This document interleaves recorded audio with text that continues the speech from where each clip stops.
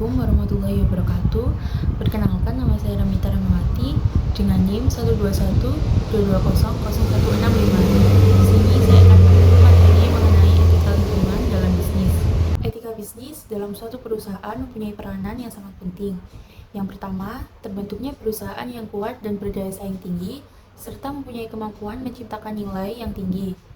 Yang kedua, etika bisnis dalam suatu perusahaan dapat membentuk nilai, norma, dan perilaku karyawan, serta pimpinan dalam membangun hubungan yang adil dan sehat dengan pelanggan atau mitra kerja, pemegang saham, dan masyarakat.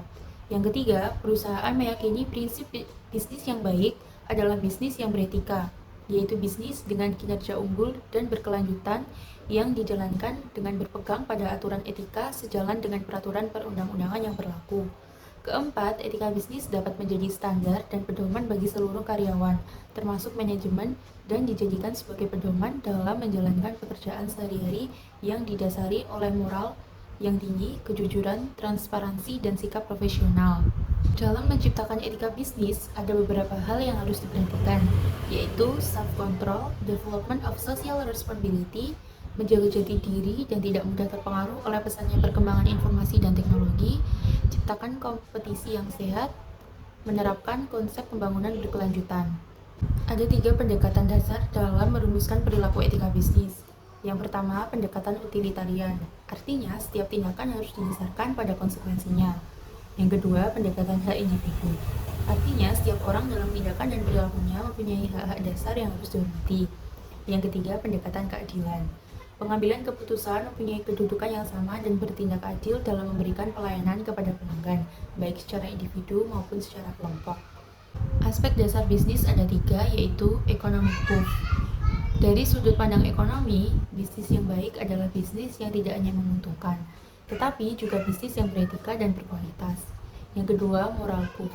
Dalam berbisnis, berorientasi pada keuntungan adalah hal yang sangat wajar. Namun, kita juga harus menghormati kepentingan dan hak orang lain. Yang ketiga ada law proof. Etika bisnis lebih luas dari ketentuan-ketentuan yang diatur dalam undang-undang. Bahkan merupakan standar yang lebih tinggi dari standar minimal ketentuan-ketentuan hukum.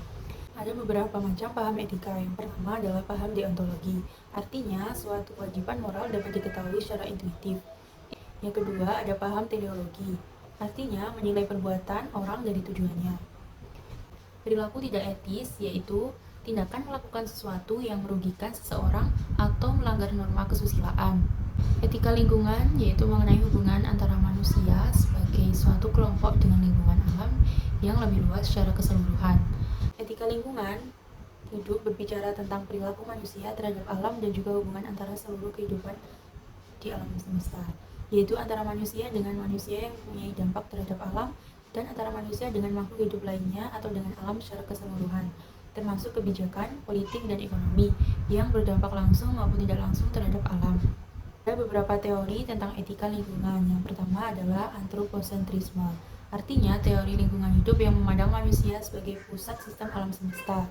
Manusia dan kepentingannya dianggap paling menentukan dalam tatanan ekosistem dan alam. Kedua, ada teori biosentrisme. Artinya, setiap kehidupan dan makhluk hidup mempunyai nilai dan bernilai pada dirinya sendiri. Tidak hanya manusia saja yang mempunyai nilai, alam juga mempunyai nilai tersendiri di luar kepentingan manusia. Yang ketiga, ada ekosentrisme, yaitu kelanjutan dari biosentrisme. Etika diperluas hingga mencakup seluruh komunitas ekologi, baik hidup maupun tidak. Secara ekologi, makhluk hidup atau biotik dan benda abiotik lainnya saling berkaitan satu sama lain. Kewajiban dan tanggung jawab moral tidak hanya terbatas pada makhluk hidup saja. Ada beberapa prinsip etika lingkungan. Yang pertama ada prinsip tanggung jawab, kemudian prinsip solidaritas, prinsip kasih sayang dan kepedulian, sikap hormat terhadap alam, prinsip tidak membahayakan, prinsip hidup sederhana dan harmonis dengan alam, prinsip keadilan, prinsip demokrasi, dan prinsip integritas moral. Jadi, kesimpulannya, etika bisnis perlu dimiliki oleh individu maupun perusahaan, karena etika sangat berguna dalam menyelesaikan permasalahan bisnis.